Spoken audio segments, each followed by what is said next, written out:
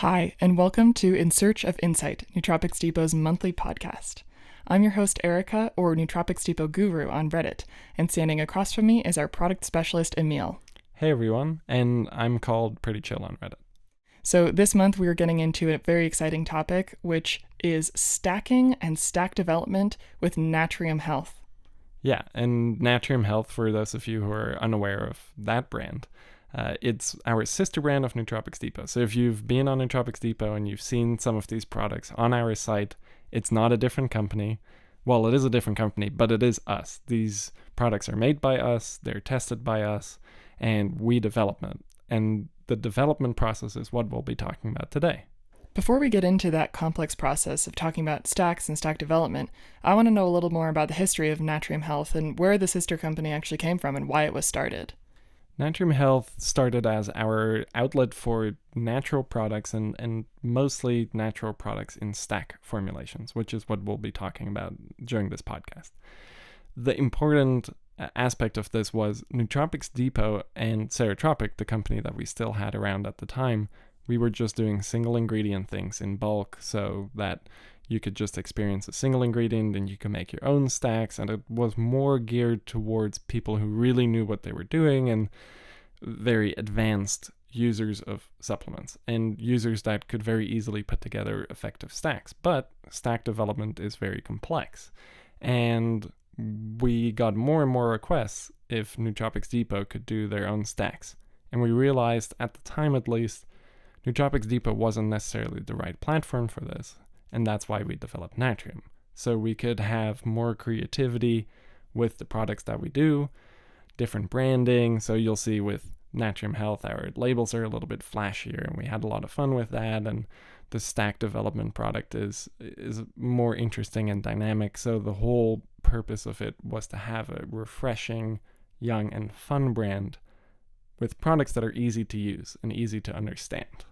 And that makes a lot of sense because some of my favorite stack products that Natrium Health puts out are just standbys that I take every single day in my daily stack. But I don't want to get too far into that right now because there's a big question, and it's something that you all ask us a lot on Reddit and in emails, which is, what is a stack and how do I create an effective stack, and what all goes into putting together a stack that works for me? So I would say a stack is at least 2 ingredients, if not more, combined, taken at the same time with the intention to have synergistic effects. A very good, simple example of this is caffeine L-theanine, where caffeine is the focal point and we want to change something about caffeine. Specifically, we want to change the edginess, the stimulation of caffeine, the jitteriness. When we add L-theanine, we shave off that jitteriness, that edge, and now we have a synergistic stack. Okay, that makes sense.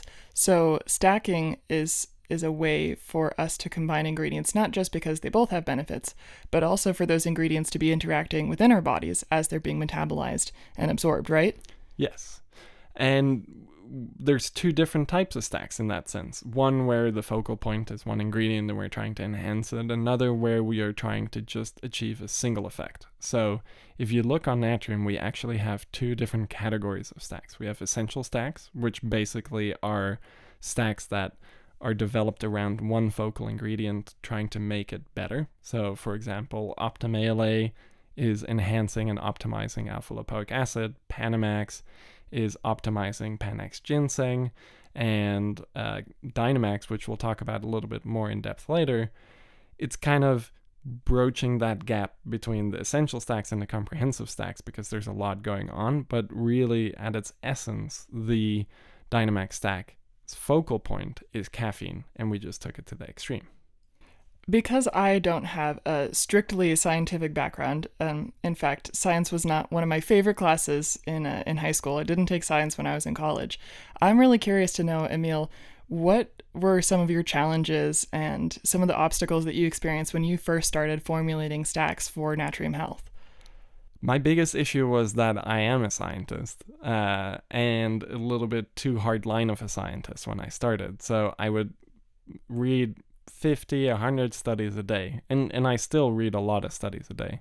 Not as much as back then. But I would just pour through the research all day, and I would pull out all of these interesting ingredients and conceptually on paper think these two ingredients will go great together. And I had a bit of a reality check when I made sleep support. The first formulation of it, I was making the beta testing capsules myself. So in a very controlled environment, I was measuring out all the powders and blending it together in a V blender and creating basically small batch runs of capsules. So I was very excited. This was one of the first ones we'd really done a comprehensive stack. The capsule came together perfectly. I distributed all of them. We went home, we took it, and we had the worst sleep of our night. And this is the beta testing group, right? And this is the beta testing group. So it's just people around the office and willing friends and family who say, hey, what's that funny looking capsule? Yeah, okay, here, take it and tell us what you think. But okay, so it's then what very happened? internal. So after that, everyone had a terrible night of sleep. Like, we all fell asleep perfectly fine. 2 hours later, we all woke up in a puddle of sweat. Turns out I was a little bit blinded by the science because I was reading papers in very controlled environments. So a lot of these papers on sleep studies, they're not doing them necessarily on humans. They're doing them on laboratory animals, mostly rats and mice, who are fed the exact same diet at the same time every single day. They have controlled amounts of light and dark periods. So nothing similar to what a human being might experience on a daily basis. No, not even close. Sometimes I wish I was a rat and I had such a predictable schedule. But the reality is humans don't really have predictable schedules. All sorts of stuff happens all the time. You can't get to sleep because there's a cat outside meowing too loud. Or there's changes in your diet, perhaps? Changes in your diet, changes in your emotional well-being. Maybe you broke up with a girlfriend or a boyfriend and you're so emotionally distraught you can't sleep anymore. Okay, so how does this have anything to do with sleep support, though?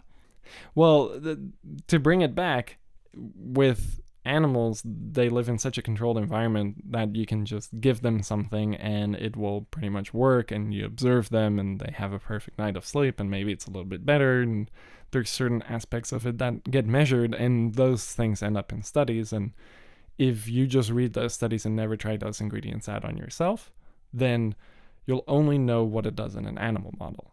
And we really appreciate animal studies. In fact, most of what we know about supplements and isolated compounds and neurotransmitters and things like that are because of animal studies. But we want real world results. So if we just pour through the research, slap a bunch of ingredients together that, according to separate research studies, should go well together, then the end result could be something like the disastrous first version of sleep support. It actually took 7 versions before we got it right. That was going to be my next question, but I really didn't know that it was that intense and long of a process.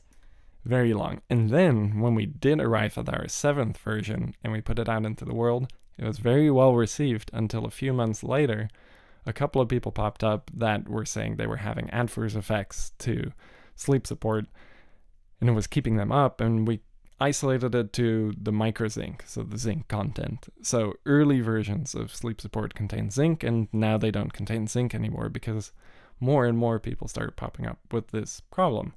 But if you look at all the research that's out there, zinc should help with sleep, and there is no known pathway by which it should impede sleep.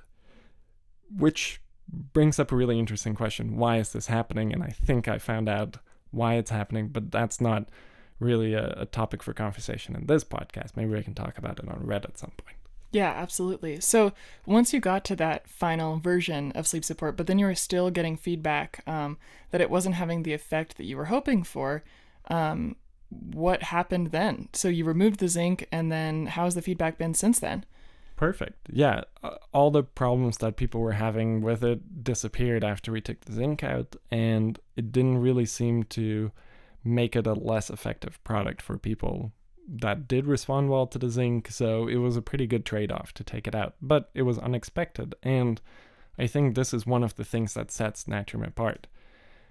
We look at the science, we formulate based on the science, we try it out, but then we're not so rigid that we don't deviate from this at all. We want real world results, and this is why I've oftentimes said stack development is sometimes more of an art than a science, because you need to know what these ingredients do when you put them together, and the only way to know that is by having experience with it, building up the skills, and then relying on those skills to bring it all together into a stack, and then validate that stack again with science. So the science is always there, but you need to know how to be skeptical of the science, how to manipulate the science to your liking. Similar to cooking, if you cook from a recipe book, maybe the salt you're using has a slightly lower sodium concentration than the salt that the author was using, and maybe that's going to change the salinity in your end result, and then it's not good. But if you're tasting your food as you're cooking, you can compensate for that. And that's where the art comes in. Yeah, absolutely. And this is kind of this tasting aspect, or this idea of continuing to refine a stack, is something that I am aware that Natrium Health and the Natrium products go through a lot. You take a lot of time to reformulate products and take out or add ingredients that might optimize the stack itself to a point where it can be more effective for people. And then, like in the example from sleep support, we're also taking the feedback from you, people who are taking these supplements, into account and considering what kinds of additions or subtractions might make the stack useful for even more people. And that exchange that we have, and your reviews and your interactions and you sharing your experience, whether it's on Reddit or a product review or in an email, that really has a significant impact on the way that our stacks are formulated, because we also rely on your experience too. Just as consumers and people who are educated and curious about finding the best ways to optimize your daily stacks. Yeah, it's important to realize that a lot of the people behind Natrium Health and Nootropics Depot and Nootropic at the time, we all use these products ourselves. We are all biohackers too, and we want safe and effective products. So this is a very good position for us to be in, because we get to develop products for you, and we get to develop products for ourselves while we're doing that. But that also means that our stacks have real world results with real human beings in mind, not lab animals in a study, or just some random people who came into a clinical trial and tried like caffeine and L-theanine together and then had to go through some terribly boring, arduous task where you're sitting around memorizing words and doing it. Playing with blocks or filling out a survey. Blocks, yeah. I have a degree in psychology, so I've run a lot of these studies myself, and running the studies, I didn't like it. Interpreting the studies, I didn't like it. And talking to a lot of the people in those studies, they didn't really like it either.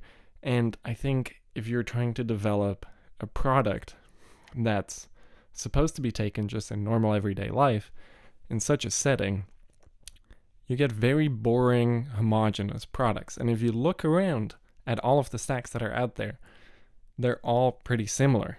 And when you compare those stacks to our stacks can seem a little bit weird sometimes. Like, why did they decide to do that? For example, something in sleep support that a lot of people always are confused about is the fact that we put shilajit in it.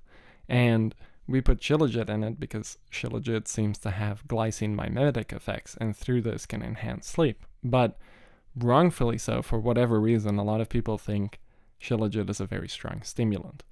So they're always confused why we put it in there. But because we actually had years of trying out shilajit ourselves, we noticed that, hey, if I take shilajit close to bed, I sleep a little bit better. So based on that personal experience, and then validating that with science, we decided it was a good ingredient to use in sleep support. Actually, sleep support was pretty polarizing, because another ingredient in there that is for some reason wrongly assumed to be a stimulant is uridine. And I even went along with it for a while, until I started seeing some reviews on our website pop up that people were having great success with it for sleep. And then when I was digging into the studies, I found that, yeah, there is actual evidence for uridine enhancing sleep. But relying on that humanizing aspect of all of this makes it so that we have very effective stacks.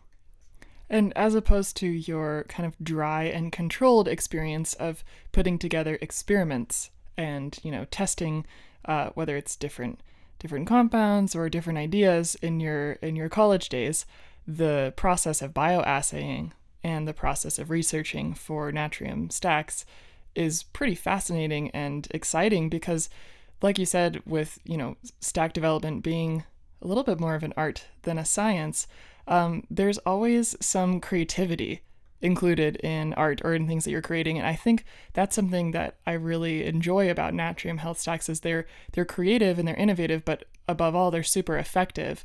And having that element of creativity and flexibility to really trust in your own experience of a single ingredient or your own experience of a stack is such an important part of the development as a whole, because we really rely on the feedback from customers and our own personal experiences when it comes to putting together an effective stack, whether that's a stack in one product in one capsule or combining different single ingredients, in our daily lives to make stacks for ourselves.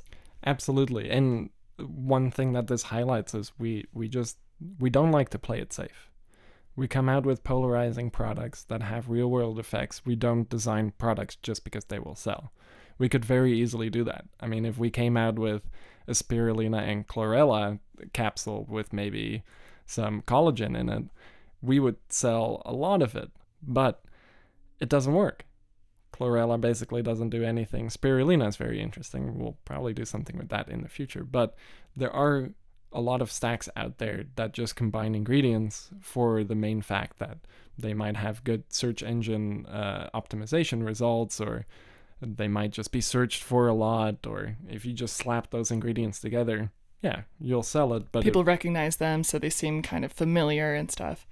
Exactly, and that's not what we want, and especially not with Natrium. We want novel, innovative stacks that work, and that kind of push the boundaries, and that maybe make some people a little bit uncomfortable. Like if you're looking at sleep support, you might look at the formula and go, there's no way this is going to work. It has uridine as stimulant and it has shilajit as stimulant. But having stacks there that kind of push the boundaries and have real world results is what we like. And this is probably due also to the personalities of a lot of us. We like to live on the edge a little bit. We like to really push the boundaries. We like to push each other's buttons. We're always, challenging each other and challenging each other to be better and to further push the boundaries and to discover things that no one's talking about and to try out combinations that no one's talking about and to find effects that no one's talking about. That's our bread and butter. Absolutely. And that's why these stacks work. And one of those products that I know for a fact is the result of that push is one of the most recently released Natrium Health products, which is Dynamax Plus, because there's an original Dynamax, which is super effective. It's our optimized caffeine supplement. But then we recently just released Dynamax Plus, which is our optimized caffeine supplement to the max turned up to 11. That was one of our hints that we gave you when we were asking what you thought the next Natrium release would be. And it really is, because the Dynamax Plus is intense, and we're really tiptoeing the line of what's possible with caffeine, really pushing the limits here a little bit, but still trying to make sure that we have a safe and balanced product. And part of this is also there are a lot of extremely high caffeine products out there. I've seen pre-workouts that have close to 800 milligrams of caffeine in it per serving, which is just insanity. And we've seen a lot of energy drinks like Bang Energy and Rain Energy, and I'm sure there's others on the market now that have at least 300 milligrams, maybe even more at this point, of caffeine in there. So sometimes we see trends like this happening, and we realize that it's undeniable. People want high caffeine products, and a lot of people started requesting that we came out with a higher energy Dynamax formulation because they really like the overall character of effects, but they wanted a little bit more. So we have in the past suggested people just drink a cup of coffee and then take Dynamax Plus, but that's kind of inconvenient, and at the end of the day, you want an all-in-one product, especially I imagine people that consume high amounts of caffeine probably have the need for a lot of energy in their day because maybe they do so much that they're short on time and they just want to open a bottle and take a pill and be great for 8 hours. And that's exactly what Dynamax Plus is. But because it is such a high caffeine stack, and especially for myself, I'm a pretty low caffeine user. So developing Dynamax Plus was kind of an adventure because I was taking super high doses of caffeine, and that's really intense. But if I had shied away from that and went, no, I'm not a high caffeine user, I can't beta test this stack, then it wouldn't have worked, because we need my input and we need Mr. Ur Saddam, the owner of the company. That's his name on Reddit, by the way, for anyone who sees him popping up. We both work together and we talk a lot about the effects we experience. And one thing with Dynamax Plus is that the character of Dynamax is very important. Dynamax, the original formulation, has a very specific effect. And to dial that up a little bit more proved to be quite hard, which is why beta testing was important. But it was also important that I wouldn't shy away from high caffeine experimentation just because I was apprehensive about it and maybe it wouldn't work well for me. I kind of sometimes have to just push through that to make good products. And I think that's what sets us apart. We really put ourselves on the line with testing, and we take up valuable time in our day-to-day lives to track these and make notes. With sleep support, it's an interesting beta testing phase because you need 8 hours to beta test it at night outside of work. You don't get to do it in a controlled environment. So there are some sacrifices that need to be made, like exposing myself to slightly higher doses of caffeine than I'm comfortable with. But doing it that way means that we have a very broad understanding of how these products work in people with low caffeine sensitivity, high caffeine sensitivity, people that don't sleep well, people that sleep well, having a pool to pull from and make it work as well as possible for everyone else, which at the end of the day, Dynamax Plus actually works quite well for me. It is very nicely balanced, and even though I'm a 1 small cup of coffee a day drinker, subjecting myself to 400 milligrams of caffeine-ish, I was surprised that within the context of Dynamax it worked well, because I've tried other high caffeine products that weren't very beneficial for me. So being able to take those aspects and make it work for everyone is a big thing that we try and do here. Absolutely. And like you're saying, the formulation process, going through the experience of taking these maybe higher doses of caffeine, these early iterations of stacks, is something that we do ahead of time.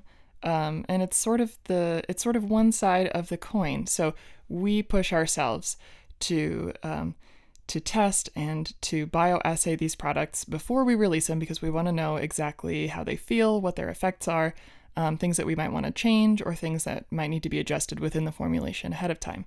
But then for you who are taking supplements and working on putting together effective stacks for yourself, we advise you to take one ingredient at a time. Yeah, and this is extremely important, and it's something over almost a decade worth of experience that I've been able to build up for myself, is a very good functioning catalog of ingredients in my mind that I know how they work for me.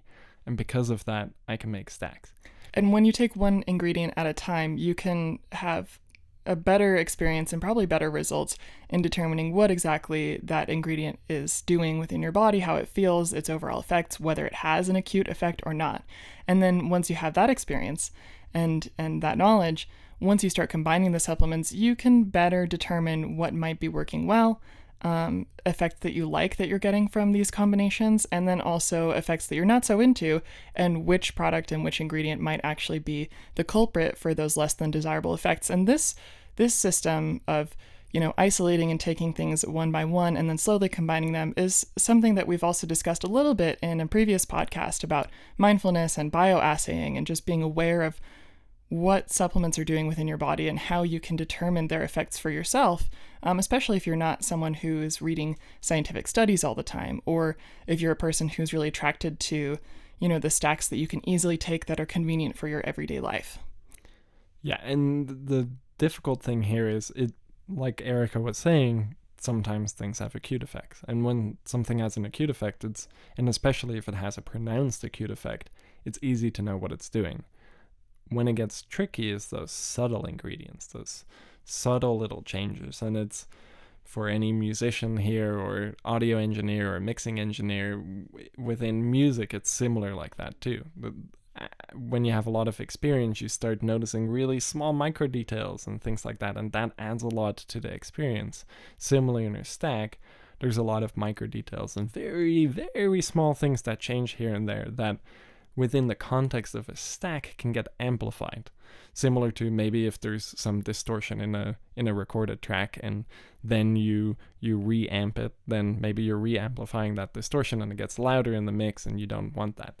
Similar here, maybe if there's something in your stack that only causes a very minor alteration in effects that you don't like, within the context of multiple ingredients, that could get amplified and take over.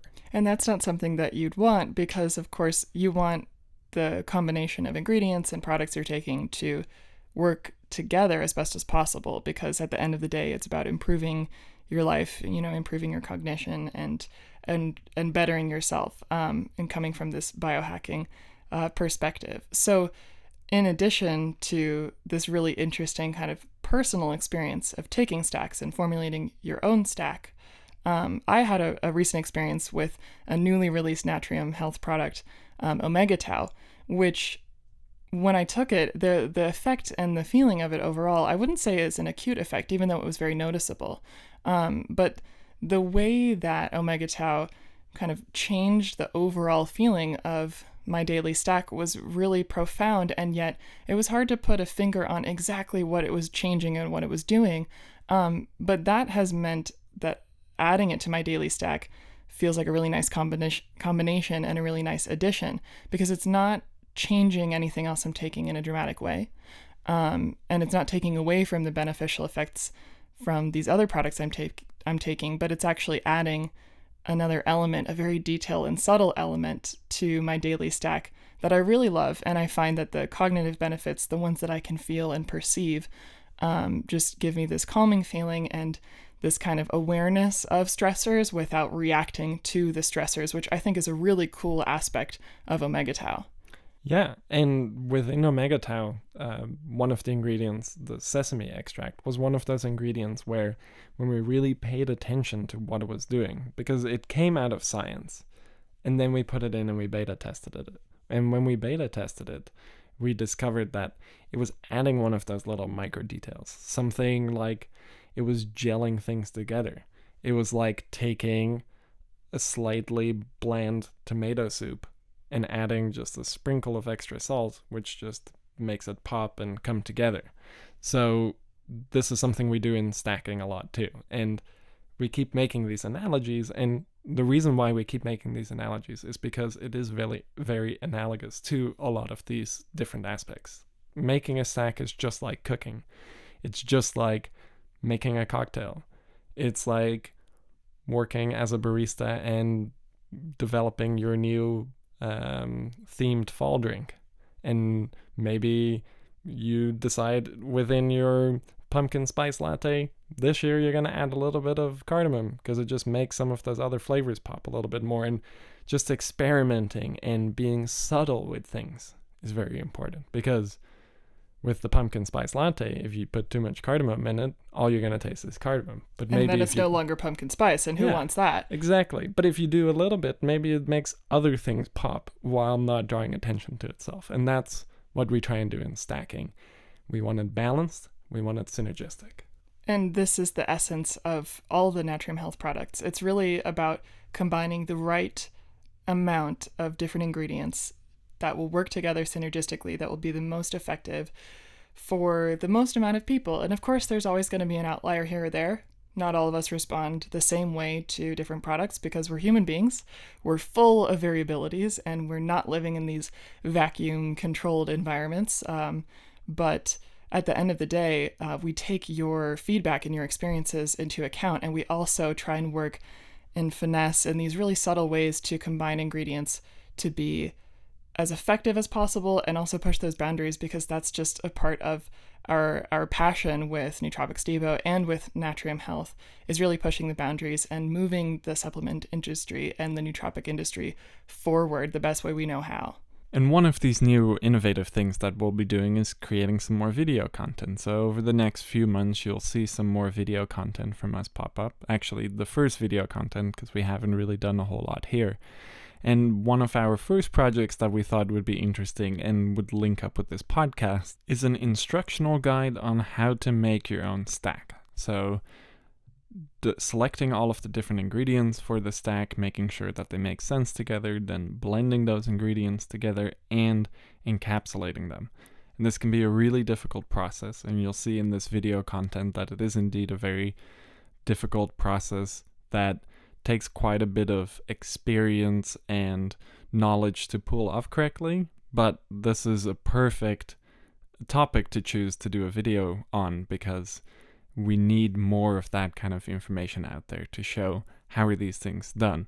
Maybe not even as a purely instructional video on how to go and do this yourself, but to give more insight into some of the challenges that we as a manufacturer might have with making stacks and getting it all together and testing it, and just to show how complex this can be.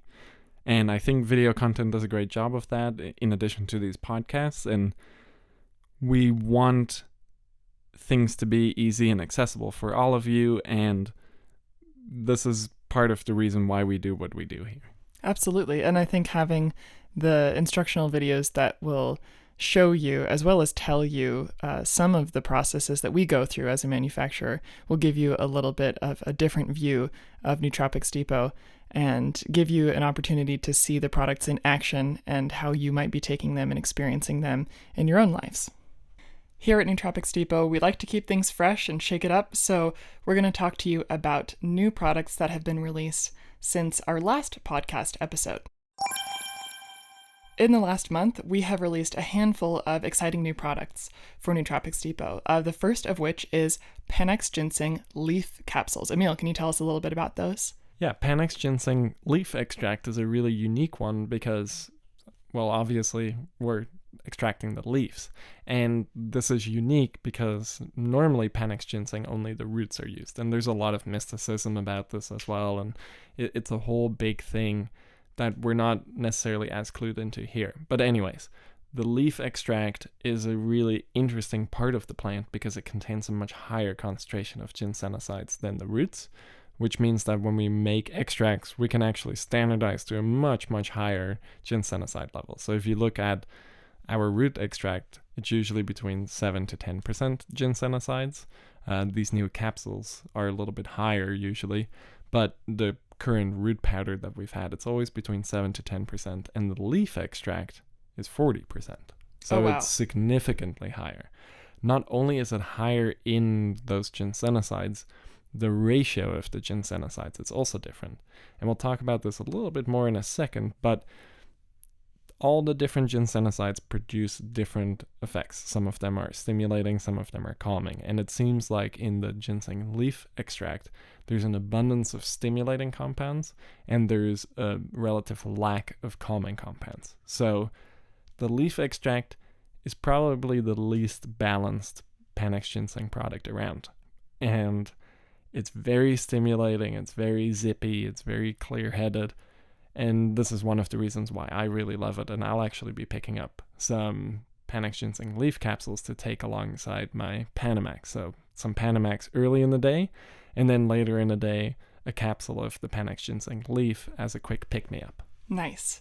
And that leads us into another ginseng product that we've released in the last month, which is our Panax Ginseng root capsules. Yeah, and these are actually quite interesting because they're made with white Panax ginseng root. And this is kind of the most natural way in which you can experience Panax ginseng because it's the Panax ginseng form that has the least amount of processing associated with it. So a more common actually Panax ginseng product is red Panax ginseng, and red Panax ginseng is made by steaming the roots at a pretty high temperature.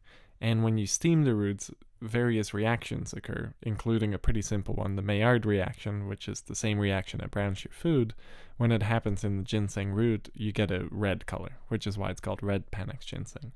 But red Panax ginseng has a different composition of ginsenosides because the heat actually changes the natural ginsenosides into different ginsenosides. So with the white Panax ginseng root, which is in our capsules, you get to experience more of the root in its most natural state. And in its most natural state, it's not as stimulating actually, and it's more calming. So the white Panax ginseng root capsules are a nice calming option. And it's actually the root extract that we use in our Panamax. And using the white Panax ginseng root together with the Panax ginseng leaf made for a really nice balance. When we tried it with the red Panax ginseng root and the Panax ginseng leaf, it was a little bit too stimulating, and we didn't have the balance that we were looking for. So this ties in nicely with the topic of conversation of this podcast, is that we really try and finesse our formulations using different forms of the same botanical, maybe different extract ratios, different processing ratios, different extraction methods, and we really get down into the nitty-gritty there and use everything to make good stacks. But anyways, now you can try that one out as a standalone, and it's a pretty interesting one. Yeah, absolutely. I like the idea of the different parts of the Panax ginseng being useful perhaps at different times of day or for different needs. And if you did decide you wanted to combine them, you could even adjust your dose for one or the other of those standalone ginseng products to get more of the effects that you're looking for. Absolutely. Cool. Okay, so next we're going to move on to another kind of exciting product that Emiel and I have both been really into recently. We have released Taurine Capsules. Taurine is an endogenous compound. It's present in the human body. This is news to me, relatively new, and it's also really exciting because I've been taking taurine powder recently, and I think having capsules available for any of our standalone products is really great for those of you who are a little bit scale averse, or for those of you who just prefer the ease of taking capsules. So Emiel, tell us a little bit about taurine and why it's exciting that we have it in this new format. So taurine is an amino acid, and the interesting thing about it is that it is one of few sulfur-containing amino acids, and this is partially because it's actually derived from another amino acid called L-cysteine, and L-cysteine is one of the primary sulfur-containing amino acids. Taurine is also a sulfur-containing amino acid, and while that might just sound like a little bit of jargon, that doesn't really tie into anything. The interesting thing is that it can act as a sulfur donor, and specifically it can act as a hydrogen sulfide donor, H2S. And this is something we talked about in our last podcast episode about reduced glutathione and N-acetylcysteine, talking about hydrogen sulfide donors in the context of L-cysteine, but now we're talking about it in the context of taurine because taurine is also coming from L-cysteine. Yeah, and I discovered that taurine was also a really good hydrogen sulfide donor by doing research for the last podcast, and when we were talking about glutathione and N-acetylcysteine, this kept coming up, and then I realized, hey, taurine is a really good hydrogen sulfide donor, and hydrogen sulfide has a lot of different benefits. It is actually an endogenous neurotransmitter. It's one of few gaseous neurotransmitters, the other one being nitric oxide. And as a gaseous neurotransmitter, it has lots of different functions throughout the brain, controlling neuroplasticity, long-term potentiation, blood flow. It seems to upregulate GABA B receptors, which in the context of taurine is pretty interesting because taurine has GABAergic effects to begin with. So taurine as a whole seems like a very attractive amino acid. And unfortunately, one I think that's often overlooked, and it was often overlooked by me. I don't know why it took me this long to get interested in taurine, but now I've been playing around with taurine a little bit, and I actually really like the effects. And while I was playing around with taurine, we also developed Dynamax Plus, and we wanted to enhance the energy levels of Dynamax Plus, and we found that L-theanine could smooth out the effects of caffeine a little bit too efficiently sometimes. So we dropped the dose of L-theanine and now a lot more stimulation of the caffeine was coming through. However, now there was a little bit of like a uncomfortable physical feeling with this high level of caffeine and a lower amount of L-theanine. So we discovered that if we combine a small dose of taurine with L-theanine, the two together complement each other very nicely, and taurine takes care of some of that physical uncomfortableness, jitteriness from caffeine, and smooths that out nicely. So this is like an example of stack development kind of in real time, making adjustments to the initial Dynamax formulation for this new product, Dynamax Plus, and adding and changing the dosages of certain individual compounds or products that are in there to make a better stack that works well with this high caffeine content. Yeah. We just mentioned another one of the exciting new products that we've released, a Natrium Health release, which is Dynamax Plus. So we talked about it a little bit earlier in the podcast, and we've been mentioning some details about the formulation process. But Emiel, give us just a general understanding of what is Dynamax Plus, who's it for, and why is it the awesome new caffeine super supplement on the market? So I would say it is the super new awesome caffeine supplement for a select few people. Dynamax Plus really is for seasoned caffeine users. Kind of you've tried everything, you want to push the limits a little bit more, you can try something like Dynamax Plus. But keep in mind, it has a very high caffeine content, so if you are a little bit sensitive to caffeine, this is not a good one. But if you are interested in the effects, you can actually try out our original Dynamax, which has a much lower content of caffeine and a higher content of L-theanine, and it's a little bit smoother. But Dynamax Plus is for people who always wanted to experience Dynamax with more power behind it, and this is what it is. So it's very stimulating, very long lasting, but even though it's very stimulating, it's also quite smooth and balanced. So that's what we went for with Dynamax Plus. And one of the main aspects of this is that it kicks in very quickly. So within about 15 minutes, you can start feeling dynamine, which is very interesting because normally you have to wait quite a while for these stimulating effects to kick in from caffeine. But with dynamine, it kicks in very quickly. So Dynamax Plus also kicks in very quickly. But then it gets a little bit more interesting because after the methylliberine, you get some just normal caffeine, and that kicks in around 30 minutes. But methylliberine actually potentiates caffeine a little bit, so the two together work synergistically to create an overall more stimulating effect. But it's kind of a two-stage thing in the beginning. You get this very quick rise with dynamine, and then it seems to level out, but then you start progressing from a higher plateau a little bit. Above your baseline, your energy levels are up already, your system is kind of primed in that sense, and then the real ride starts. It starts getting more and more stimulating, but then as it starts getting more stimulating, the L-theanine and the taurine also come in and help smooth that out. And then at around the 2-hour mark, we put in some delayed release caffeine. So at the 2-hour mark, it just releases a small bolus dose of caffeine, and I find that at around the 2-hour mark, because the dynamine kicks in so quickly and it also wears off somewhat quickly, the effects start to dip a little bit at the 2-hour mark, even though it's still quite stimulating. But I like to, in beta testing, all of us like a little bit of a bump at the 2-hour mark to get you back up a little bit more. And then after that, there's some extended release caffeine in there, which releases a small amount of caffeine throughout the whole 8-hour duration of the Dynamax experience, like we like to call it. And this actually doesn't really add to the stimulation all too much, but it cushions your ride down, so there's not as much of a crash. Even though there's quite a high caffeine content, it lets you down slowly. Ooh, that's probably exactly what we're looking for with a high caffeine supplement, especially because that come down period can be a little rough sometimes, depending on if you have some lack of sleep or you really need to stay focused. Maybe you're on the road or doing long cognitively challenging activities where you need that stimulation, you need that caffeine, but you also don't want to find yourself in a moment where you're going, nothing's working in my brain anymore.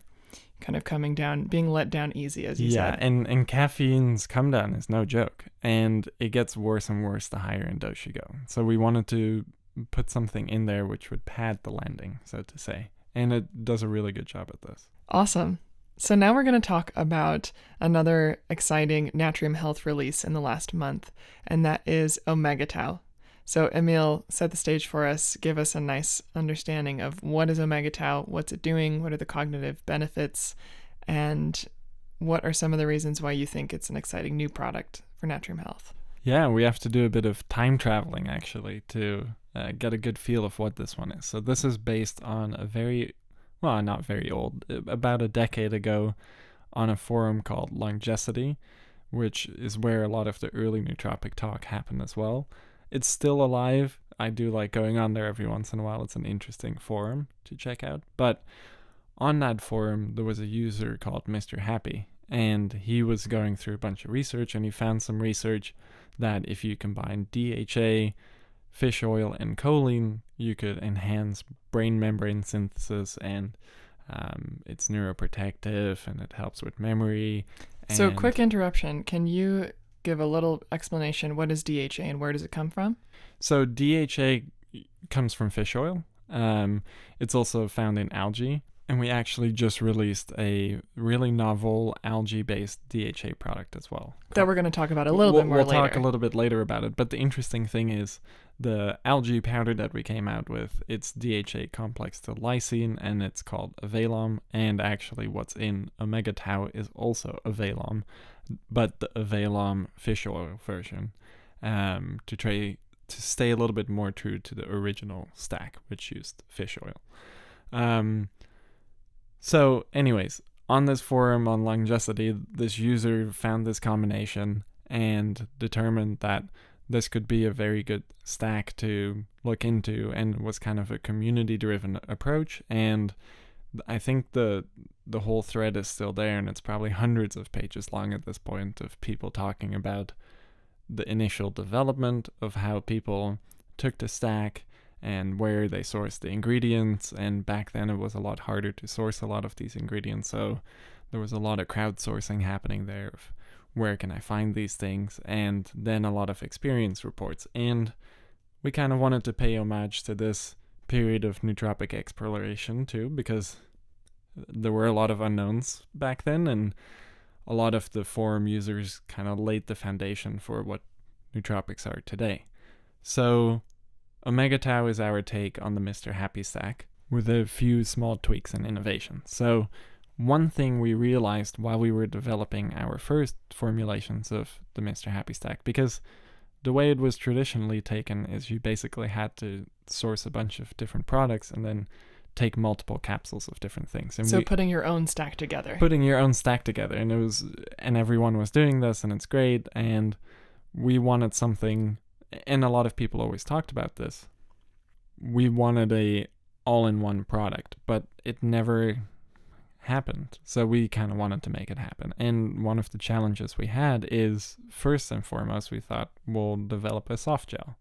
But dissolving all of those different ingredients that are in the Mr. Happy stack inside of an oil, and then getting that oil inside of a soft gel, and then determining if it's stable, and then taking the risk on a large run, because soft gels can be a little bit tricky, we decided this is not really a realistic option for a product like this. And then the idea was shelved for a few years because there wasn't really a good alternative to making this. Then AvailOm came out, and that was kind of our answer, because we had 5 times higher bioavailability than regular fish oil, and it's a powder, so we can actually encapsulate it in a regular capsule machine, and we can do that ourselves and at other facilities that we've worked together with for years. So this really opened up the door for a Mr. Happy stack for us, using only powders. So AvailOm is an innovation we put in because it is a novel formulation of DHA. It's basically fish oil complexed with the amino acid lysine, and through this complexation process, you have a much higher absorption rate. Another thing we did a little bit differently was a slightly lower dose of alpha GPC, because higher doses of choline seem to cause some mood issues for people. I'm actually one of those people, so in the beta testing, this was also a thing for me that I was mindful of. I always want to make sure that the product works well for a large amount of people, not just certain types of people or certain groups of people. So with this lower dose of alpha GPC, the people that didn't have any sensitivities to alpha GPC still had really good effects, and they didn't really want a higher dose. And the people with alpha GPC sensitivity, like myself, also had no issues with it and had good effects. So this was one thing we slightly changed. And then we put in some sesamin, which one of the main reasonings behind this was that it can help a little bit with the fish oil absorption even further, and it helps with vitamin E recycling, and vitamin E is also a part of the Mr. Happy stack, so this made sense. But furthermore, sesamin has some really interesting neuroprotective effects and effects on oxidation and inflammation and neuroplasticity and metabolic health and things like this, so it made sense to have it in there, and also because it is something like choline that is found in our diets. But I guess I haven't really given a good, concise overview of what exactly is in OmegaTAU, so I should do that. So going from the top, it contains the AvailOm DHA fish oil, which we talked about. It contains alpha GPC. It contains vitamin E. It contains sesamin. It contains triacetyluridine as the uridine source, and it contains vitamin B9 or folate. And that's the complete formulation. And the main purpose really of it is, as the way I like to see it is, it's like a nootropic vitamin almost. It's something you just take every day, and it kind of gives you all of the building blocks that you need for cognitive health. And this is a really nice way to look at it too, because most people want some fish oil anyways, and here you are getting some fish oil, and you are getting some extra things tacked on there, which are popular nootropic ingredients anyway. So it's a nice comprehensive all-in-one, one you can take long-term every day, and something that actually works well together with other stacks because it gives you a good foundation. Just like good nutrition, good sleep, good overall work-life balance and things like that can really add to cognitive function. Something like this can provide a good base on which you can build other cognitive function enhancing stacks. Absolutely, I agree. And I've been taking OmegaTAU for the past week or so, and I have to say it goes really nicely with the rest of my daily stack.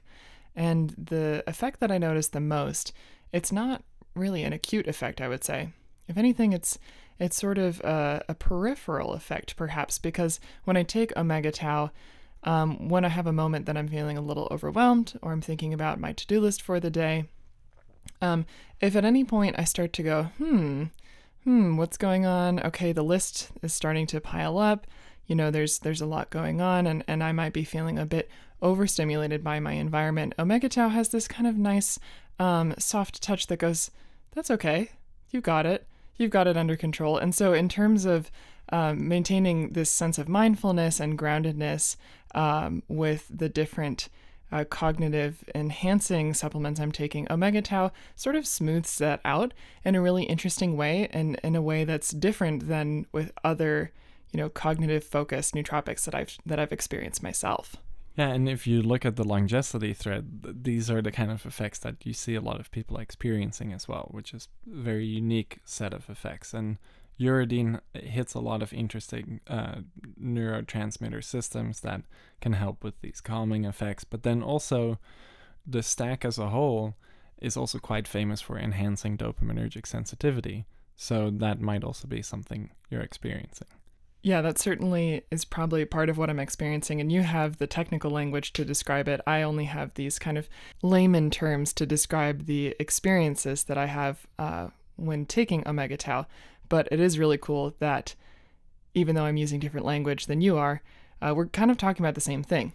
And at the end of the day, your experience is the experience that matters the most, because this is why we make products. We don't make products to have a check in the box for the science.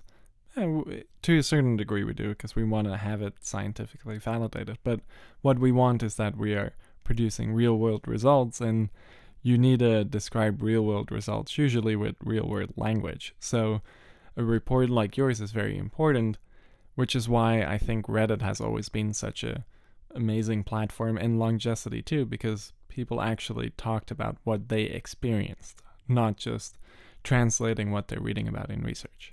Absolutely.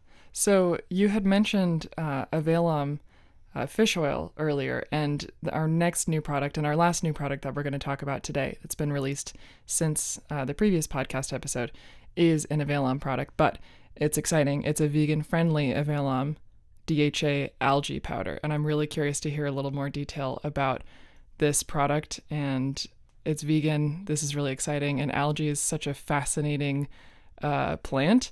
So many nutrients and so many compounds in there, and I know that you've got some exciting information about it to share. Yeah, I've always been really interested in algae, partially because it grows really efficiently. So I think you can harvest algae after like 24 hours. So it's really sustainable. It's quick to produce, and you don't have to go farm fish, because I take fish oil and I really love fish oil, but it's something that's sometimes on the back of my mind is we do have to go out and fish for this. And sometimes I don't know how I feel about that. So even for myself, even though I'm not vegan, having an option like AvailOm DHA algae around is nice, because I have an alternative to get my DHA from something that is not a living being, which is always nice. I think fish oil is a great source of omega-3 fatty acids, especially because it has a much higher amount of EPA, which you don't necessarily find as often in algae and algae extracts.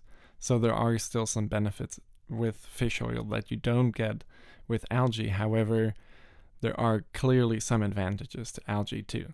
So there's two sides of the coin there, and I think even for people who aren't vegans or vegetarians, it's interesting to consider taking an algae source DHA at some point too, just to try it out and see what you think, and maybe also a way to try out a more streamlined DHA, more selective, because the algae doesn't contain a whole lot of EPA, so you are just getting pure DHA, which is kind of unique.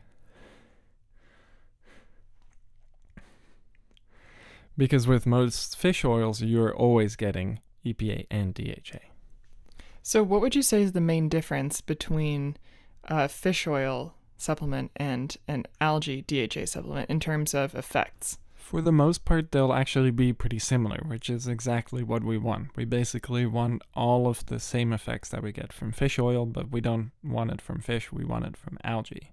However, there are some subtle differences. So there's not huge differences I've experienced between EPA and DHA, but what I found is that DHA, and not only I found, the whole conclusion of the longevity thread with the Mr. Happy stack was basically that you need a high concentration of DHA. That's really what's important for the cognitive effects.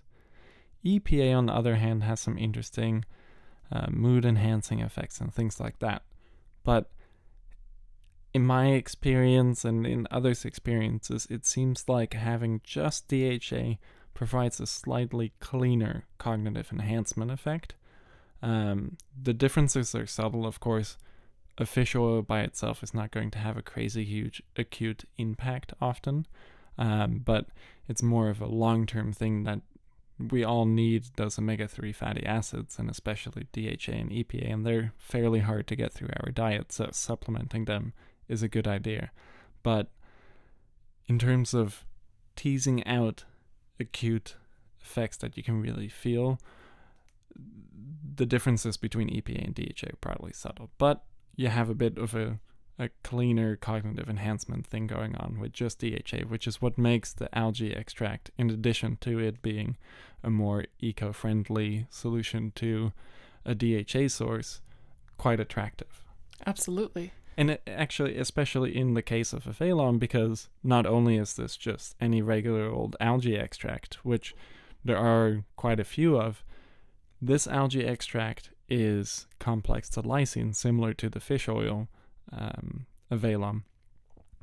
So the same bioavailability enhancement technology is there, and we see higher levels of absorption with AvailOm algae than we do with normal algae, which is great.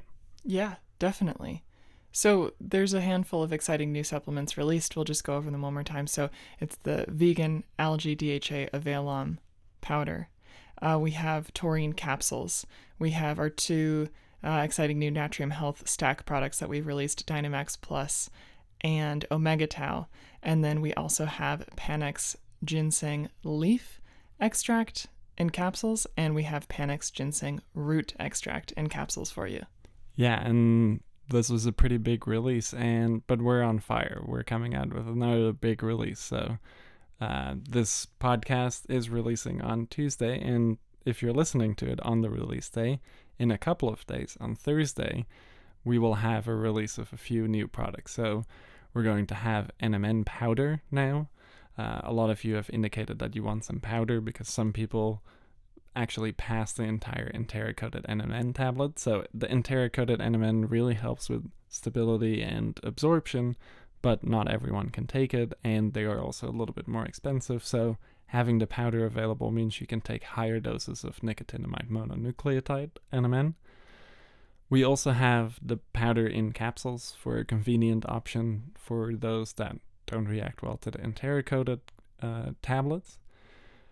And then we'll have Subroxy in 500 milligram tablets. So for people who want a little bit more stimulation. And I actually thought, man, that's a really crazy dose, but it's a dose that the manufacturer recommends. So we thought maybe we should offer some 500 milligram tablets, and a lot of people on Reddit indicated that they would want a higher dose tablet. So I decided to try it out. And I was a little bit nervous about it because I'm sensitive to stimulants, but I actually had really good effects with it. So even for those that think they might be a little bit sensitive to a higher dose, I would still recommend caution, but it could actually be an interesting dose to try sometime. Yeah, definitely a 500 milligram dose of Subroxy. You never know. It might work actually better for you than a lower dose. Yeah, I actually found that in lower doses, Subroxy is maybe like a little bit zippier in the stimulation, where with the higher dose it became more stimulating, but it also became maybe a little bit more full-bodied in a sense. Like there was more calming, there was more smoothing going on, so I was more stimulated, but in an interesting way it was also a little bit smoother, even though it was more stimulating. So that was interesting to try out. And for those that need the higher dose of Subroxy, this is a really good option. And we'll be releasing 2 new mystery products. So we're not going to tell you what those are right now because we do want to keep them a mystery, but keep your eyes peeled. And we can give you the hints though, because we've released some hints. If you check out our new product mystery release page, so we put up a timer and you can see when these new products are coming, and sometimes we'll tell you what they are if they are already existing products. And this is going to be on our website. Yeah. So one of the products, the hint was this is a nootropic amino acid, and then the other hint was this has a 2-oxopyrrolidone base structure. So for those in the know, you probably know exactly what that is and exactly what it could maybe replace, but we won't get into that. The second one, it's a supercritical CO2 liquid extract. Very exciting. I think you'll really like this one, but that's the first hint. And the second hint is this botanical is often made into a tea. And I'll give you a bit of an additional hint here. It's made into a tea in Ayurveda, and in Ayurveda, this herb starts with a T. Those are some really good hints. So I'm excited to see what you all think these new mystery products might be. You can add your thoughts and your guesses onto the thread that we have going on our subreddit. That's r/Nootropics Depot. And let us know what you think might be coming your way. And then stick around and either visit our website, or you can sign up for our newsletter. You'll get notified when new products are dropped to figure out what these new mystery products might be. So that concludes our new product segment of the podcast. Now we're going to go into my personal favorite part of the podcast of In Search of Insight, which is reading and answering your questions from Reddit. So these questions are specific to stacking, stack advice. They're specific to Natrium Health products. And we're going to get started with this first question from McGruffer, who asks, how are the stacks or blends for Natrium products decided upon? Yeah, I think we kind of answered that question with this whole podcast. It's a very involved and complex process, and we go through a lot of different research studies and personal experiences with the ingredients, and even looking through forums and seeing what people had been combining, and looking at traditional Chinese practices and Ayurvedic practices, and looking at historically what was done, but then also looking at new research and new botanicals. And we always try to go for botanicals that are kind of a little bit more unknown, a little bit more novel, or maybe a very well-known botanical but properly standardized, or standardized for a unique ingredient, like what we do with our Tonga. So we always try and focus on unique ingredients like that for our stack compositions. Absolutely. And in addition to that, I think another important part of the stack development process for Natrium Health is also the feedback that we receive from you, our customers and our listeners, and what you're interested in terms of stacks and in terms of just general well-being, things that you want to be improving in your daily life, whether it's your waking life during the day as you're working or going about the things you have to do, or at nighttime with your sleep schedule, your workouts, your recoveries, and these things that we get a lot of feedback on. So Natrium Health stacks are put together from many different perspectives, but a lot of it is also from the requests that you make, and also the ideas and the requests that we within Nootropics Depot have for fun and exciting and boundary pushing stack ideas. Absolutely. So there's a follow-up question that McGruffler asks, which is, I know the Natrium products pride themselves on using natural ingredients, but would the Natrium team consider using other lab-developed ingredients in any of their stacks in the future, or is that strictly a Nootropics Depot area? Great question. Yeah, and it's strictly a Nootropics Depot area, which is why for Natrium, our slogan is Science Powered by Nature. We're really going for the most cutting-edge things we can achieve with natural compounds. And this is a great follow-up question to finish McGruffler's contribution, which is, without giving too much away, what kinds of stacks is the Natrium Health team excited about developing next? Ooh, yeah. I'm not sure if I can answer that, actually. But maybe if I don't go into the details, I can give some small things away. So actually, today, I mean, as I'm recording this, I'm actually beta testing one of our new Natrium Health stacks. And I can't tell you what it is, but I'm very excited about it.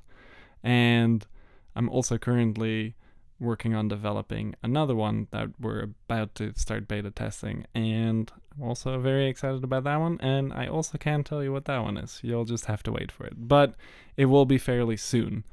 But don't quote me on that. More like soon TM for those of you who know on Reddit.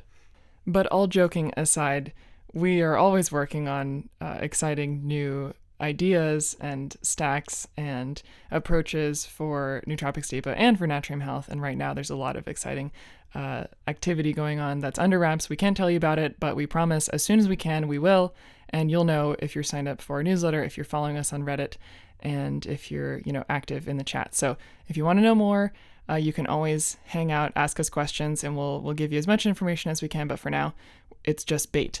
So, and one thing I can promise is that you've probably noticed we've had a very, very solid output of new products, and we have absolutely no plans of slowing down. And I look every day, and an enormous list of products gives me a little bit of anxiety sometimes, because there's a lot, and you'll be seeing a lot of new products coming in over the next few months, which is very exciting, though.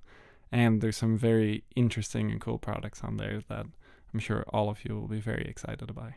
Absolutely. Okay, so moving on to another question that we have about the stack design process. This one comes from Unusual Invite 5668, and the question is, the main problem I have with blends, and this is in parentheses, I haven't tried any of the Natrium Health ones though, is that one ingredient can make me feel off, and I have no idea which one it is, so I just have to discard the whole bottle. How do you ensure, to the best of your ability, that your blends don't cause this problem? Well, my first request for you is, why don't you give a Natrium Health product a try and let us know how it goes for you? But now I'll let Emiel actually answer the real question. Yeah, and I'll counter that and say we can't design a product specifically for you. So And that's unfortunate. It would be great if we could figure out exactly what works for you and what works and doesn't work for you or gives you adverse effects or something, so we can specifically develop something that will work well for you. But maybe it will work terribly for myself or for Erika, and that doesn't really work either. So to the best of our ability, we design smart stacks with ingredients in there that complement each other and are producing similar types of effects. So that is what we do to ensure that we have stacks that work well for people. Another thing that we do is we do beta test it with multiple people. First there's alpha testing. The owner of Nootropics Depot and Natrium Health and myself, we are usually the first people to test things. Erika actually recently came on board this alpha testing team too, because she has a very keen sense of what's going on with alpha testing. So she's a very valuable asset there too. But this means that the whole product development isn't hinged on just one or two people. A lot of people try it out, and we oftentimes find that in a group of 10 people, a few people have different reactions, and then we can kind of try and smooth it out so everyone has a similar reaction. So earlier in the podcast, I was talking about the alpha GPC dose in OmegaTAU, and deciding what worked well for people that were sensitive to it and people that weren't sensitive to it, and finding a nice middle ground there. So we do some things to ensure that on average, for the average person taking these, it's going to be a very well-designed stack. It will do what it does. It doesn't have a bunch of random crazy ingredients thrown together. It's well thought out, science-based stacks. So that's what we do to ensure that. But unfortunately, there's no way to ensure that a stack will work well for you. And this brings us to an interesting point too with creating your own stacks. That's what I was going to say. If a stack product doesn't work well for you because there might be one or two ingredients in there you can't take out specifically, you feel like you have to throw the whole product away, why not start with a couple of the ingredients or the botanicals or compounds that you know you're interested in and take those individually and find out the best dosage for you for that product by itself, and then start to create your own stack, modeled after a product that you're interested in, just so that you can get a feel for what is it like to combine these things at certain dosages, what is it like to take them by themselves, and then you might actually be able to figure out for yourself if there's anything that's in that stack that you wouldn't have a desired effect from, and then you can do it independently too. Yeah, so a big thing here is isolating, and what I was going to quickly interject with while you were giving a very good explanation of this was that sometimes you might already be very familiar with ingredients. You probably have some experience with caffeine. Like a lot of us have maybe years of experience with caffeine. We know exactly what it does. So building a stack around caffeine is much easier than, say, building a stack around some sort of novel peptide that came out of spinach that no one knows what it does, and you've never taken it before, and no one's ever taken it before, and there's no data on it, and you really have to go out there as an explorer and determine what it does and then see how it can integrate with other things. But this is a hypothetical situation, but more realistically, we are at one point always new to an ingredient, and we need to discover what it is. Similar in cosmetics, you don't just go and smear your face full of a new cosmetic thing. You do a little patch test and you see, maybe do I have some breakout there or a rash? Am I sensitive to this product? Do the same with supplements too. Try each one out individually. Take it slow. Take some good notes. See what everyone does. Then combine a few. See what changes. Do I lose something? Like with caffeine and L-theanine, you lose some stimulation, but you gain some smoothness. So keep track of what's changing in a stack, and then you can figure out what works well for you. Annoyingly, though, sometimes, even though you are familiar with certain ingredients in isolation and they work well for you, when you combine them, they don't work well for you anymore, because there are interactions that happen. So this is not as common, but it's also something to keep in mind. Maybe you started with 3 ingredients that work wonderfully separately, and then you combine them, and now you are having bad effects. So I could imagine a scenario where you take gotu kola by itself. It works great. you take Shodan ashwagandha by itself, it works great. And you take some bacopa by itself and it works great. Now you combine all three and you're hopelessly tired and lethargic and unmotivated all day. That can happen because all three interact in a way where they increase each other's effects on stress reduction and calming effects and things like that, to the point where you get lethargic and demotivated. So this is something to keep in mind too, and this is why stacking is hard. And this is obviously something that we keep in mind when we are developing stacks, that the combinations that we make sense and aren't contradictory or producing unpleasant effects.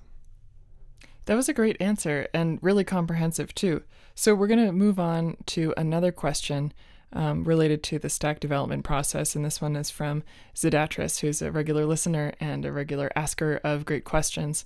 This one's kind of fun, and I'll just go for it. So the question is, do you ever get some inspiration from big name stacks such as Neurohacker, MindLab Alpha Brain, etc.? And then there's an edit, out of pure curiosity, really. Yeah, and I don't want to shoot those other brands down too hard, but I feel thoroughly uninspired by a lot of those combinations.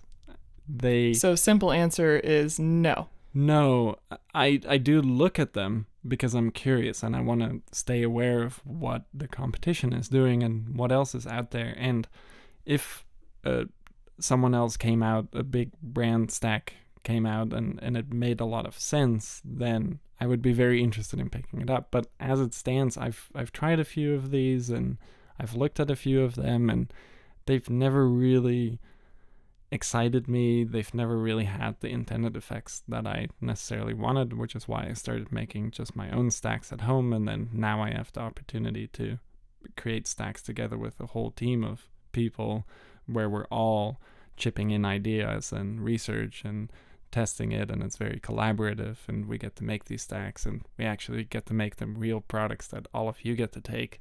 It's super exciting. But I wish I could take more inspiration from other companies, and I wish there was more creativity around. But I will say that while not a big name stack company or brand, I take a lot of inspiration from Ayurvedic practices and from traditional Chinese practices, because they spend thousands of years developing these systems and learning about different botanicals and plants and how to combine them and how to extract them and how to get the best effects out of them. And obviously they are oftentimes linked up with spirituality and things like that. And this is where certain products, especially something like Panax Ginseng, actually takes on a life of its own, where it has its own spirit and there's some mysticism about it. And we don't have that here, and there's no place for it in like Nootropics Depot products or Natrium Health products, because we're focusing on the science. But what I find really fascinating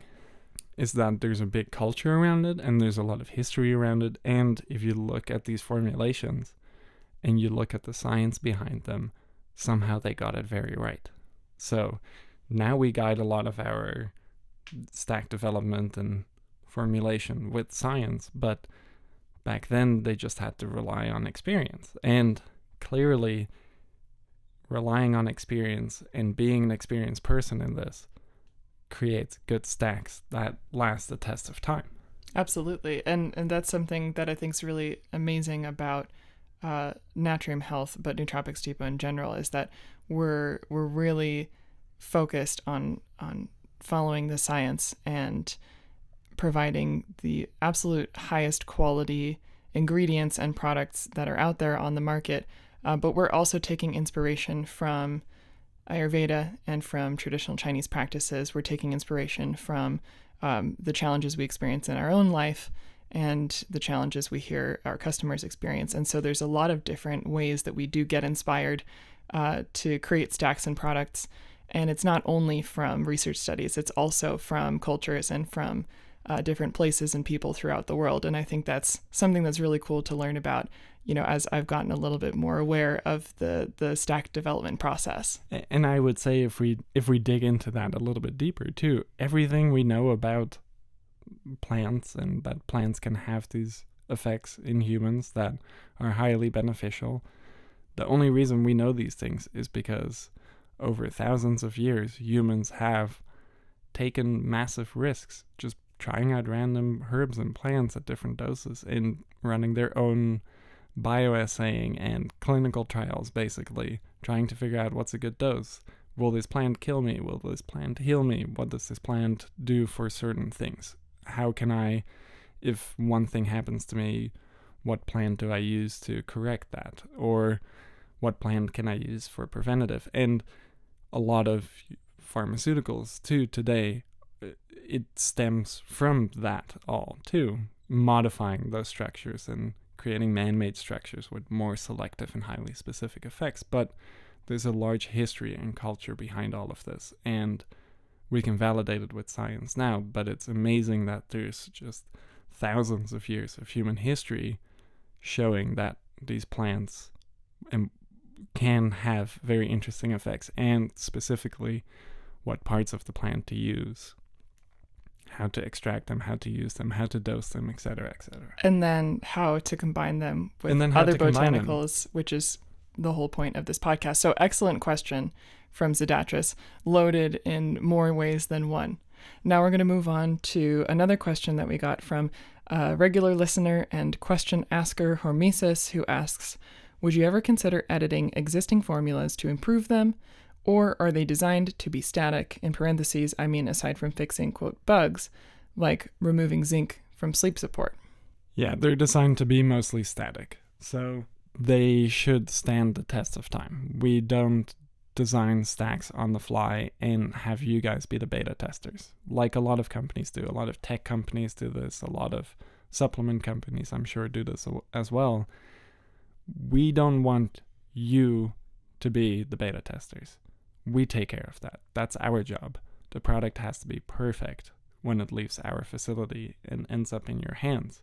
So if we went back and edited formulations, it would also mean that maybe we weren't as diligent as we could have been in the beta testing phase to make a stack that even 50 years from now may still be relevant. I would love to see a product like Panax or Dynamax stand that test of time and see it still be available 10, 20 years from now. That being said, our output certainly will never become static or boring or homogeneous. We will always get new ingredients, and when we get new ingredients, we get new ideas for new stacks, and it would seem tempting to maybe take some of these new ingredients and revamp existing stacks, but then maybe we'll break a stack for a lot of loyal followers of that stack. So instead, what we want to do is, when we get new products like that, we want to take our inspiration and creativity and just make new products with them, interesting products with different effects and different effect profiles and maybe more novel formulations. The main idea is innovation, and that's really what I think Emiel is trying to get at. Yes. So we're going to move on to one more question that we got in this stack development process category, and this one comes from Iman123, and the question is, how to know whether a stack is safe to take? Best way to research or things to look out for? Great question. Yeah, I would say our stacks are safe. I mean, that we wouldn't design a dangerous stack. So I would say just go with one of our stacks. The thing to really look out for, even if a stack looks like it's properly formulated, you never know if it's properly tested. And this brings up an interesting thing with stacks, is that they are very hard to test, because instead of just having a single ingredient that you test, you now have 8, 10 ingredients maybe in a single capsule, and you have to figure out a way to separate all of those different things and test if they're in there in the correct ratios. And we test each raw ingredient before that, so the testing costs become really high, and a lot of competitors who make stacks skip this process because it is too arduous. This is also why it takes quite a long time to come out with Natrium stacks, because it is such a lengthy process. And Natrium Health stacks are tested, and they test, are, held to an extremely high standard, and we provide certificates of analysis, and we really go to great lengths to make sure that everything that goes into a stack is safe and it's effective and it's working synergistically with the other ingredients that are there. Yes, and nothing leaves the shelf before I try it and the owner tries it. So with that in mind, we wouldn't make a product that would put us in harm's way, because at the end of the day, I'm the most important person for myself because I need to keep myself alive. I wouldn't design a product and then test it out on myself and inadvertently hurt myself.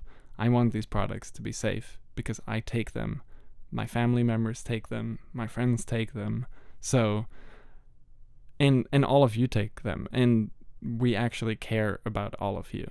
So we don't just want to make a quick buck. We actually want to ensure that you are getting safe, effective products that are enhancing your quality of life. Absolutely. But I don't know what the philosophy is for other stack manufacturers out there, and we don't know what their testing is like. So I can't really say what to look out for necessarily with other stacks outside of ours. Yeah, absolutely. There are good stacks out there, but you don't know, and there's not as much transparency usually. Yeah, definitely. And I think that is something that really sets Natrium Health and Nootropics Depot apart, is our transparency. It's something we really pride ourselves on, and something that's really important to both companies, Nootropics Depot and Natrium Health. Yeah, honestly, it's the most important thing. It's what made us start the company to begin with. We wanted to see better testing in the industry because testing in this industry is very lackluster and it's very disheartening, and we could talk about it all day, but that's probably for a future podcast. But the state of the industry is pretty bad, and we've always been trying to change it, and Natrium was one of those things too, where we want natural products, naturally formulated, but also rigorously scientifically tested.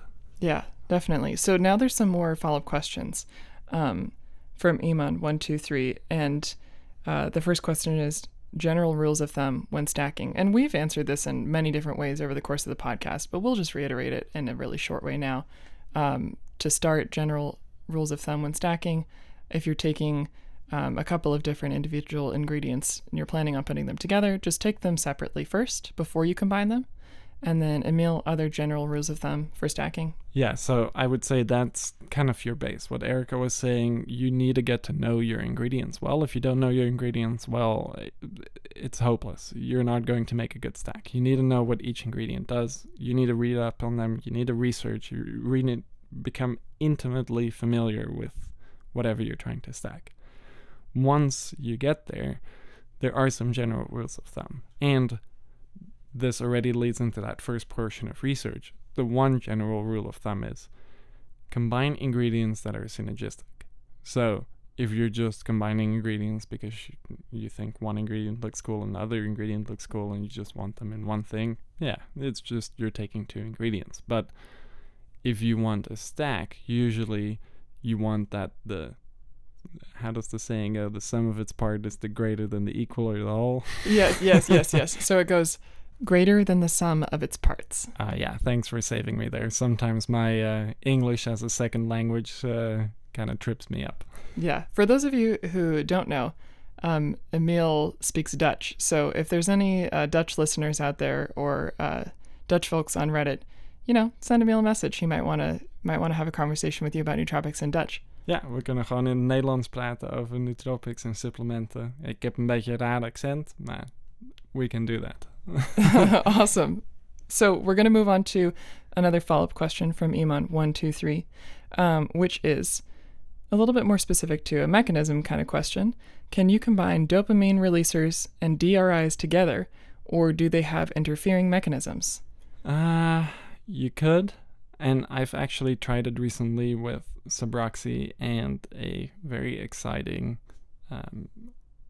plant-based dopamine releasing compound.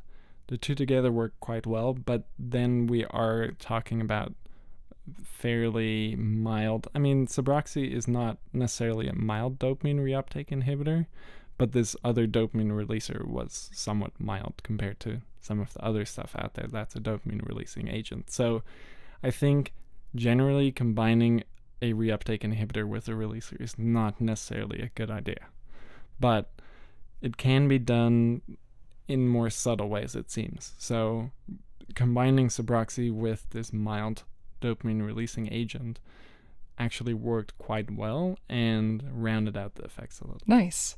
And one other question, or there's actually a few more questions, but this one's another mechanism question. Nootropics that affect liver enzymes like the CYP2D6 enzyme, would these affect absorption of other nootropics? Yeah, this is an interesting thing because the liver enzymes definitely apply to natural compounds and supplements too, and you can have different interactions with liver enzymes and absorption, and it can get pretty complex, especially if a plant contains multiple different compounds that each have an effect on these cytochrome P450 enzymes. So sometimes it can actually be beneficial too. If we're looking at curcumin and piperine, for example, one of the reasons why piperine helps curcumin absorb better is because piperine is a pretty broad inhibitor of the cytochrome P450 enzymes, and because curcumin is metabolized by some of the cytochrome P450 enzymes, it enhances the absorption and how long the curcumin can stay in circulation. So sometimes it's a good thing, and sometimes certain compounds can actually induce certain cytochrome P450 enzymes, which would mean that other compounds get metabolized a little bit quicker. So there are definitely some interactions out there. It's interesting to look at it. And another interesting thing that not a whole lot of people talk about, because the cytochrome P450 enzyme system oftentimes gets oversimplified, but something a lot of people aren't aware of is that the cytochrome P450 enzymes are actually under diurnal control, meaning that they respond to a circadian rhythm. So I believe they are lower in the evening and higher in the morning, which means that depending on certain times of day when you take certain things, you might have different interactions there with the cytochrome P450 enzymes. So I think, unfortunately, at a certain point, it gets a little bit hopelessly complex, and it's maybe something that we don't have to concern ourselves with all too much, but being aware of it and being aware of the potential interactions that could happen is always good, especially when we can use it in our favor. Definitely. So now we're going to move on to a new category of questions, which is stack suggestions or requests that we got on the Reddit thread asking what questions you had about stacks and stack development and stacks in general. And so the first one comes from Pentariaza. Really cool username. The question is, will Nootropics Depot / Natrium Health consider releasing a digestive health stack? Maybe something along the lines of an optimized psyllium husk powder or capsules with ingredients focused on digestive support with pre- and postbiotics, and perhaps ingredients with glucose / cholesterol management attributes. Someone who knows more than me can maybe comment below with some suggestions. So thanks for stimulating the conversation, and thanks for asking this really interesting question, Emiel. How about a prebiotic, probiotic, postbiotic digestive stack? health thing? Yeah, very interesting, and definitely something we will do at a certain point, and something I have a few ideas floating around with, and a few other people around the office have had a few ideas, and I think we can come up with something really interesting. Yeah, definitely. So while this might not go under the soon TM category, it is certainly something we're thinking about often. Yes. Now we're quickly moving into another category of questions about stacks, which is questions about absorption and dosing of stacks. So this question comes from LaMansion93, another regular listener and asker of great questions. And their question is, on the topic of combining supplements, I often wonder if I'm introducing negative interactions by taking my big morning stack, including over 20 Nootropics Depot products. Should I spread out my dosing over a couple hours, or is taking a large variety of products at one time fine? Really good question. We get this all the time. Yeah, and I would experiment with it a little bit and do some research on all the different things that you are combining. I personally take about 18 different things all at once in the morning, so I do take a large stack.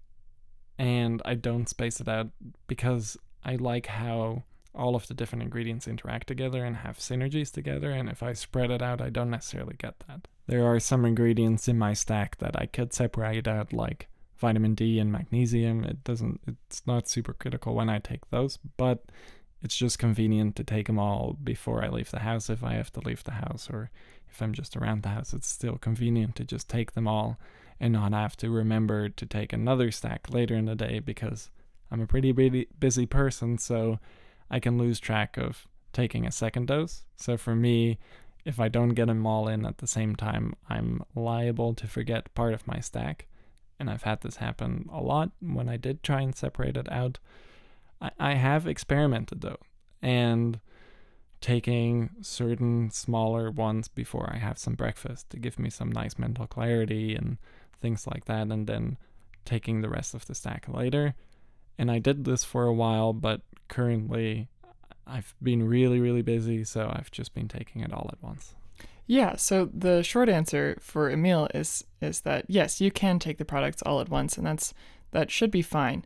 But do your research, and if you are feeling some negative or less than desirable effects when you do combine all of those products at once, take it a little slow and maybe back off, and you can take a couple at a time together and see what combinations work best for you.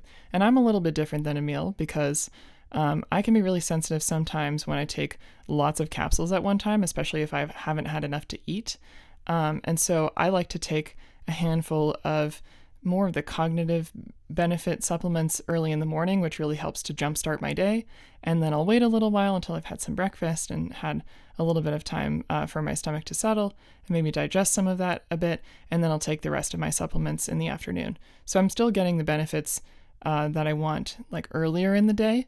But I do like to break it up into two smaller groups, and that's just my preference. Our next question about absorption and dosing of stacks is coming from Mr. Phillip, and the question is, one of my stacking conundrums is based on timing. I've been a TAU user for nearly 12 years, and I have always stacked it with an oil, MCT, omegas, etc. But I always felt that I needed to take the oil first. I assume, but I don't know, that each supplement has different uptake times, and therefore, to be efficiently synergistic based on its half-life, the timing of each supplement should be important. What's the science behind this? Yeah, it gets pretty complex there too, with a lot of different ingredients that have different pharmacokinetic profiles and things like that. But one thing I will say is that you don't have to take oil with triacetyluridine. You'll be fine just taking it on an empty stomach. Oils can sometimes enhance absorption.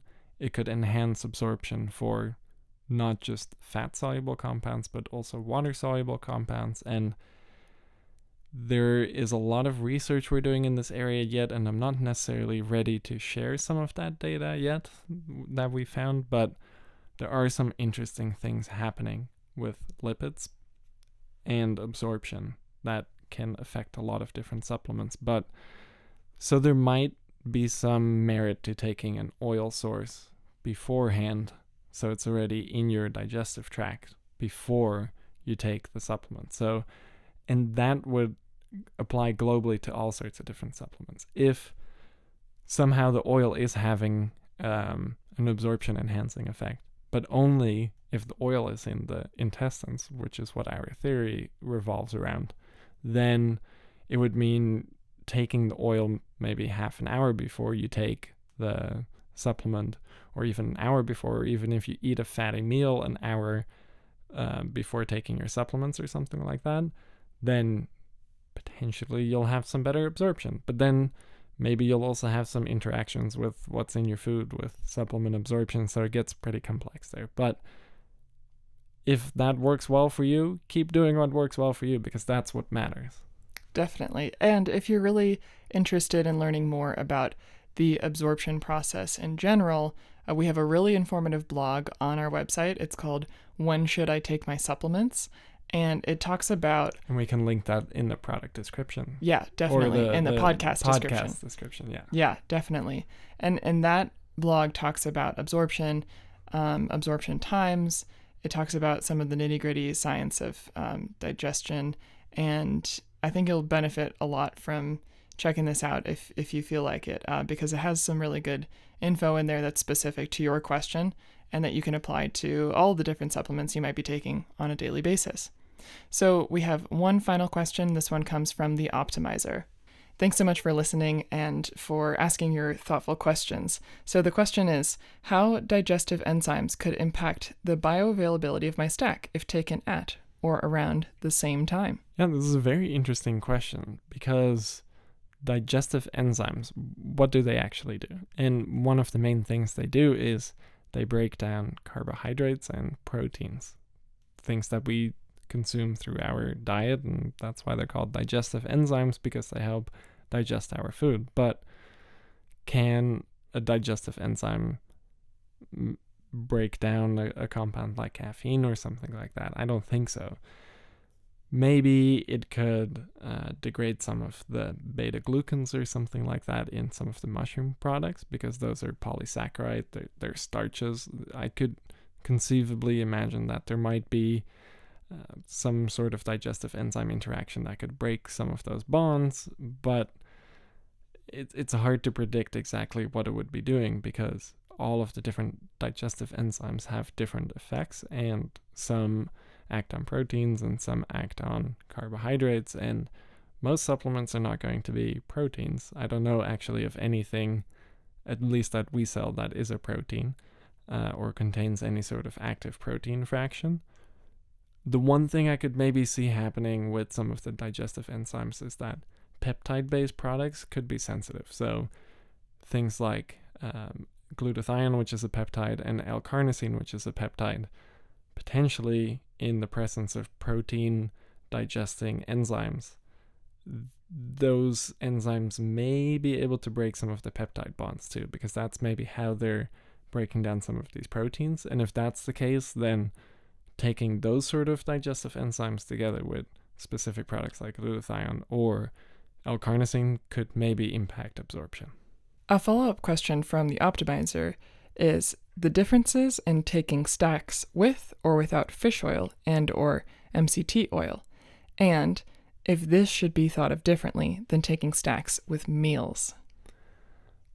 It goes back to my first part of the answer, is that it probably doesn't make a crazy huge difference, especially like one small fish oil capsule. It's not a whole lot of oil. It would be pretty, 1 gram of fish oil interacting with a few milligrams of an active compound coming together miraculously somewhere in your digestive tract is a little bit far-fetched maybe. So I wouldn't imagine that taking something like just a single capsule of fish oil would necessarily aid absorption. I would imagine taking 10-20 grams of something like MCT oil, and especially maybe with a phospholipid like if you took some of our Smart PS maybe with a larger amount of MCT oil, because Smart PS contains these phosphatidylcholine type things and phosphatidylserine, which is how they make liposomes too, but they act as emulsifiers, and in the presence of fats they can cause some of that emulsification to happen during absorption, and that really helps. So maybe if you're playing around with higher amounts of fat like that and some of these phospholipids, then together, if you preload it like half an hour before you take it, and then you take the your supplement or your stack, then potentially some things will work better. But again, maybe not every single compound in that stack absorbs in the intestines. Maybe some of it absorbs in the stomach, and then maybe the fat thing doesn't matter as much. So it's hard to know what in a stack, how it would interact, but my advice would be just try it out, because I have actually noticed some pretty interesting interactions. I made an extract once of a plant, and when taken by itself, this extract, it worked fine, but then one day I had some Ginseng Bloody Mary mix laying around that I needed to get rid of, so I thought, I would just mix my extract in there because the taste will complement each other. And then when I drank my virgin Bloody Mary mix, the effects were better. So I don't know what it is. Maybe there's something in Ginseng. Maybe there's a specific emulsifier that they use to make it so it doesn't separate, and maybe that emulsifier also helped emulsify some of the compounds. So who knows? Maybe take a shot of Ginseng and then half an hour later take your stack, and maybe that will work. Who knows? Yeah, exactly. And to get back to the second part of the question, if taking a stack with MCT oil, if that should be thought of in the same way or in a different way as taking a stack along with a meal, what would you say? The meal is going to be different because it will probably contain fats, proteins, carbohydrates, maybe different flavonoids, like maybe you were eating some cabbage and you're getting some cabbage flavonoids, or maybe you were eating red cabbage.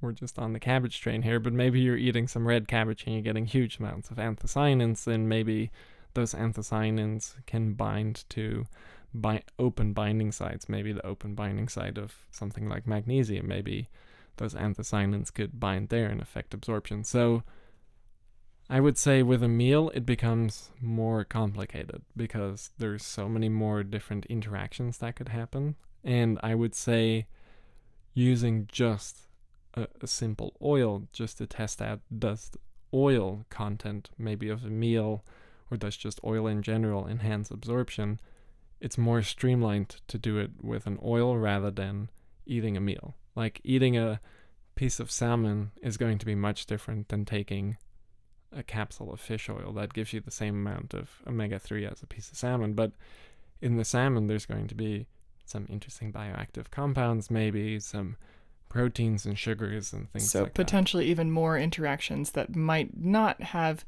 a strictly beneficial effect, but might just kind of complicate the process, perhaps? Or maybe it's positive. Like if we think about, for example, milk, there's a lot of proteins in there, and I've read some research that certain bioactive compounds can bind to those proteins in milk and then kind of get microencapsulated in these whey proteins.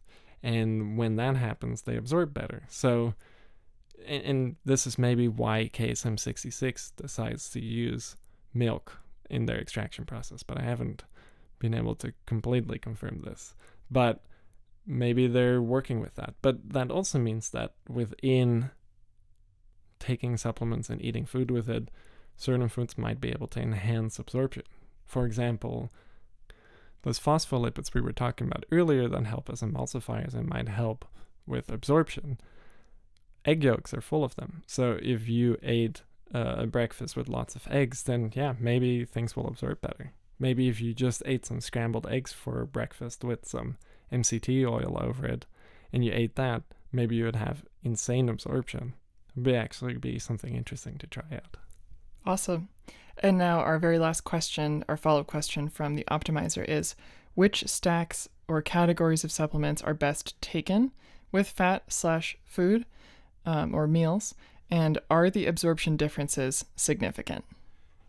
Yeah, so I think at this point we've kind of exhausted this question because we've answered it through some different parts of the question already. So I think if I were to answer this part, it would just become a little bit redundant. But just keep in mind, it's hard to know exactly how something will interact. You know, your stomach might be a little bit warmer one day and might churn a little bit harder, might have more acid in there, the pH is different, that can affect absorption. And then you throw food in there and maybe you ate something really spicy and that's causing some different excretions of stomach acids, or maybe the opposite. And how that interacts with supplement absorption it's hard to predict, which is why my advice actually always is, if you can handle it, take it on an empty stomach, because that's the most controlled, variable-free way of taking things. And everything pretty much absorbs well on an empty stomach, and usually it absorbs faster.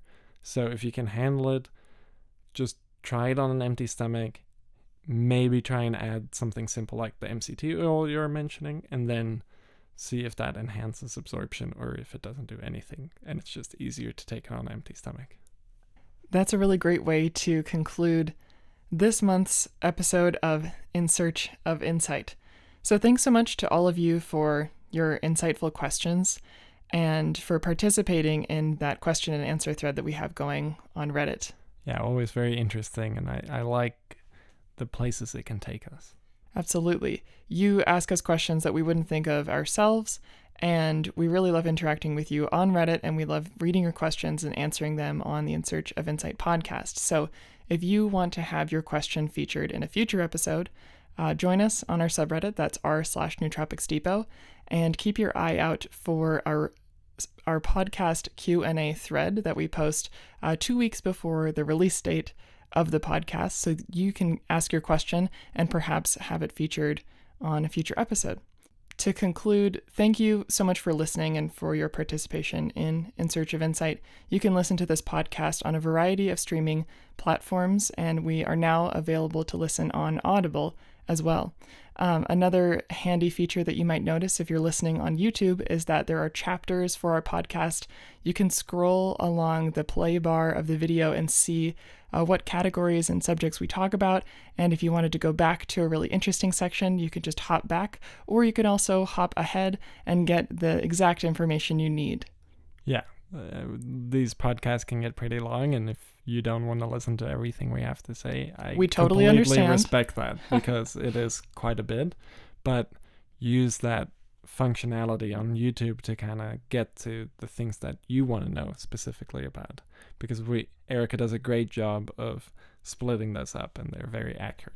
And we try to make them as user-friendly as possible. So if you ever have suggestions for different segments, different information that you'd like to hear in our podcast, or different functions that would be really helpful to you for understanding the information we're providing, please let us know on Reddit or leave us a comment on YouTube. Another thing to mention is we have transcripts available for all of our podcasts, and those are going to be available to read on the landing page for our podcast on our website. That's nootropicsdepot.com/podcast. So to conclude this really nice, long, super informative episode, we just wanted to say thank you and good luck in your stacking adventures and your stacking research, and keep asking us questions, keep asking yourselves questions, and we're excited to be releasing more podcast episodes on topics that you're interested in, releasing more snacks, and continuing to push the boundaries with Nootropics Depot and with Natrium Health in these really interesting and exciting ways. So, at long last, thanks for listening, and we'll see you next time. Bye-bye. Thank you. See you next time.